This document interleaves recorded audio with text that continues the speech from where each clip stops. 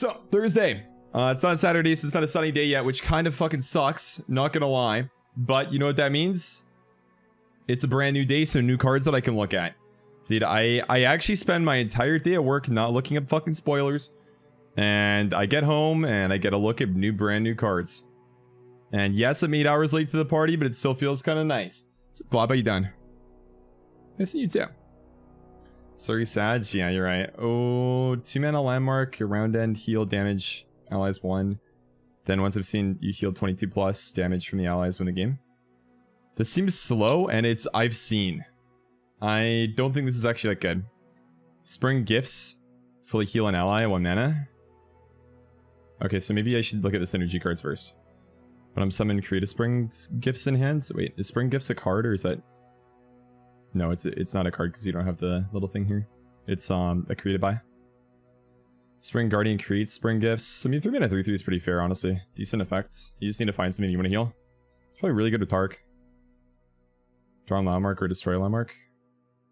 Okay, so landmark removal cards, sure. It's pretty balanced for what it is, honestly. It's like only Targon gets to play landmarks, but actually not that because Targon landmarks suck. True, yeah. I mean, the card just seems like it's shit, honestly. It's really hard to pull off. The whole I've seen thing is just so much worse than just like having things happen naturally throughout the course of a game. You have to have the card in play for 1, and 2, it has to last in play for a long time. And if there's a lot of landmark removal cards, then, well, guess what? Doesn't do anything. Is it fun, though? Fuck yeah, it's cool. I love this whole, like, 1 in 1 turn type of, like, Exodia idea. Sweet. But nothing too crazy. The 3/3 seems decent, though. Yesterday's, I've only briefly glanced at this. So, 4 mana, 4/4, Crystal at Bex. I mean, decent stats and granted ally overwhelm. Definitely good with, like, Tark, that kind of stuff. Again, it's a Targon card. I think that the way that you want to give cards overwhelm a lot of the time, though, is by effects like, say, Might. You want to give them overwhelm at burst speed to really throw your opponents off.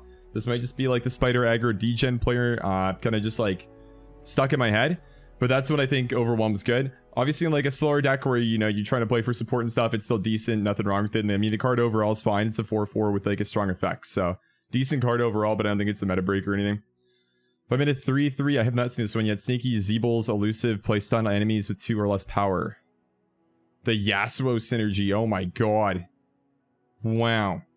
So in token meta, this is pretty good. Yasuo with Targon.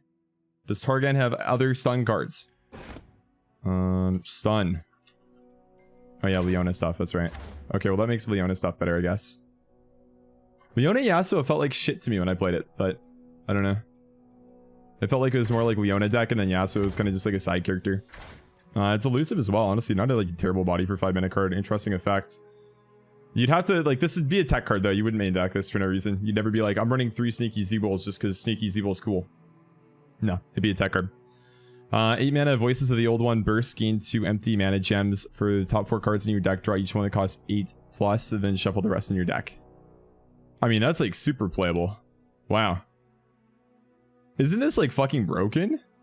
You know in, like, all the decks that you ramp into Trundle?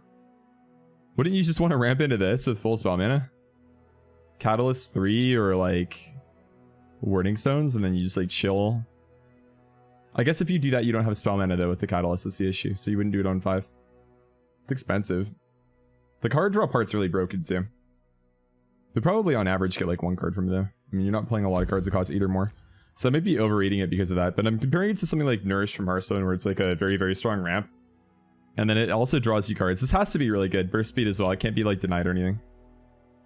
Doesn't heal you like Catalyst. I'm gonna lock in very good for this card, but I could be completely wrong. This might just be a little bit too greedy. I feel like the thing is, like, you just have so many tools to make it so you just don't die when you play slow decks. Stones is just too good. You have Catalyst is just too good. Throwing that in is another bigger card that like lets you run larger cards. Just feels strong. It seems like it's a little bit too strong to me. I could be wrong. But you know, that's the whole point of this whole like initial kind of stage. You just make your opinions known.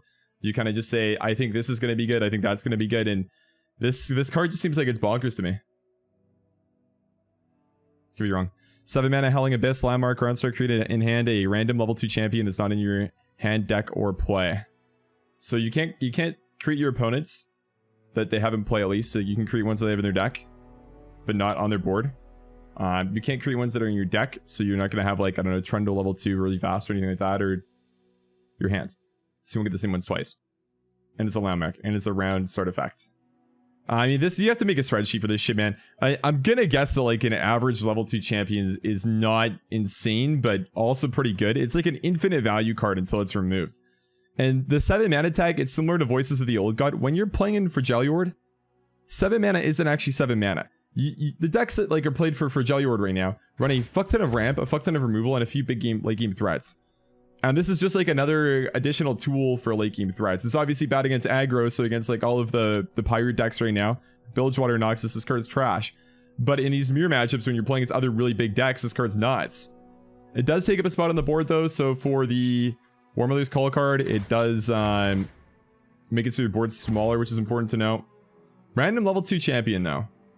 So I mean like Elise level 2, not very good, but 2 mana 4/3 still decent. Kalista, very good. Ashe is not bad, not great. Braum is okay. Tree is... he's already leveled, so he's not going to get the level up effect, I don't think. I could be wrong, but I feel like you're not going to obliterate the deck. 4 mana 2/4, summon a sapling. It's all fine. As you go up, it's like more and more okay as well. But you can't get duplicate champions, so you're not going to get your leveled up champions faster, and I mean, that's okay. And you're not going to get your opponent's champions in play.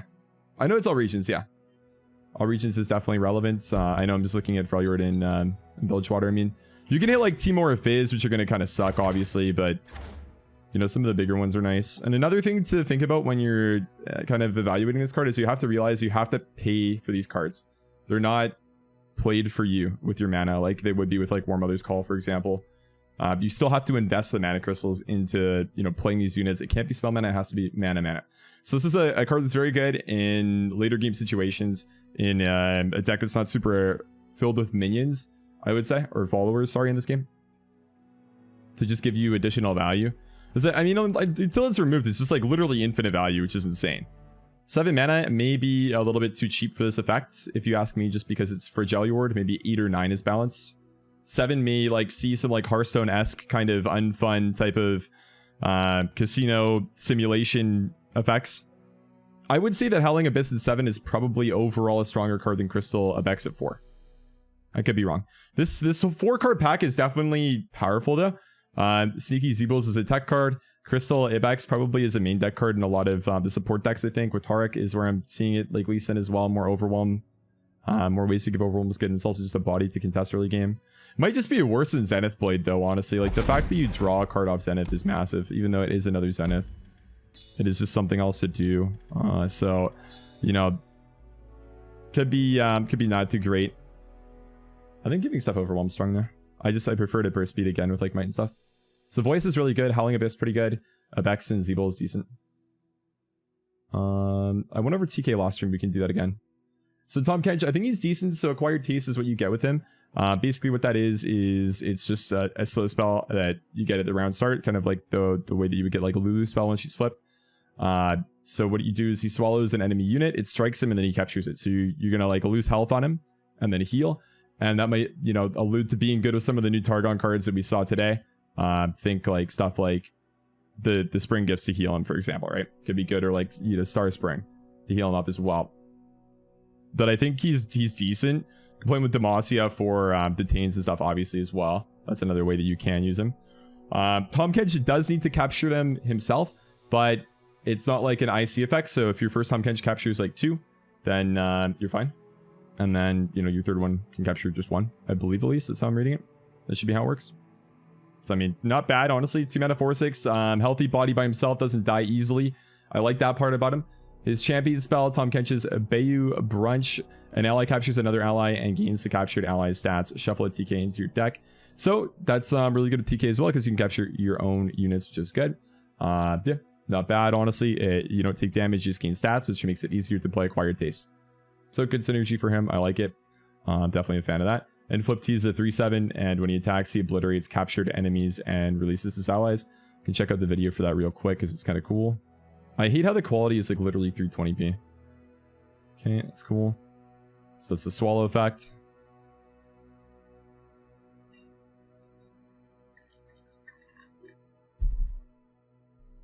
Animations are sweet with this guy too, honestly. They're really nice. Put a little bit of volume for you guys. Your buddy, and they use a detain example as well. Grab the sedge. And so I believe when he's flipped, he'll spit your allies out, and he'll obliterate your opponent's allies. Your opponent's units are not allies. It's a confusing word to use there. Yeah. So you attack, obliterate captured enemies, and release your allies. So your allies will then attack as well. Just get by Braum, by Sedge. And he's a dick little guy, not gonna lie. 913. This gets bigger and bigger too. Not bad. Really cool, the little eat thing. I like him a lot. I think he's a really sweet card. Other cards, Wise Fry, 6 mana, 3/8, Overwhelm with Vulnerable. Play, deal 1 damage to all other allies, and grant me +1 attack for each of them. So, I mean, this is 6 mana. It's pretty expensive. It's definitely a relatively strong card if you can go wide, though, for sure. No doubt about that. I mean, the Overwhelm tag is really good, and the fact that it has 8 health is insane. But it's a little bit slow, right? When you're playing like more than 5 for a card, you want it to be super impactful. And I mean, with Overwhelm, this can be, but I don't really see it as like a huge meta definer unless you're playing a deck that really wants to go wide. Because usually if your deck's already wide, you're basically just going to win anyways. So it's one of those to me where, you know, I'm not too sure where the home will be. Maybe in, you know, a self-damage deck in a similar fashion to some of the other cards we were talking about previously, you know, with these type of cards. Which all do have good synergy with TK, by the way, because, you know, when TK makes them captured, they get spot out, then the play effect doesn't happen. This is only play. When you, you know, have them resummon off TK, they're going to be just like, you know, 2 mana, 3/4 from Box of Bus, for example. Also, all of these cards do synergize with the Targon heal cards we just saw, you know, released 8 hours ago from today. So, you know, it's decent and, you know, honestly not bad. But there's one more here. Shakedown, 1 mana burst speed spell, deal 2 damage to an ally, and grant 2 allies or 2 enemies vulnerable. Really good with these Overwhelm cards. Super, super sweet. Definitely a fan of this. I think it's a really interesting card because, I mean, there's obviously a pretty big negative attached to this, right, where you're dealing 2 damage to a card. But giving 2 enemies vulnerable is massive as far as clearing the, you know, your opponent's key units goes. And, you know, dealing some big Overwhelm damage is also huge with vulnerable. It's a very, very good way to be able to do that. So I like the card a lot. I honestly don't think there's anything that I really dislike that's been released so far. I would say that, you know, maybe some landmarks are a little bit too strong, like the Howling Abyss. Potentially, I can see this card being super, super unfun. It'll be cool for a day, you know, some sweet highlights on YouTube, but I feel like playing this game long term, this is a very Hearthstone-esque card, and I think it's one that maybe should be tweaked.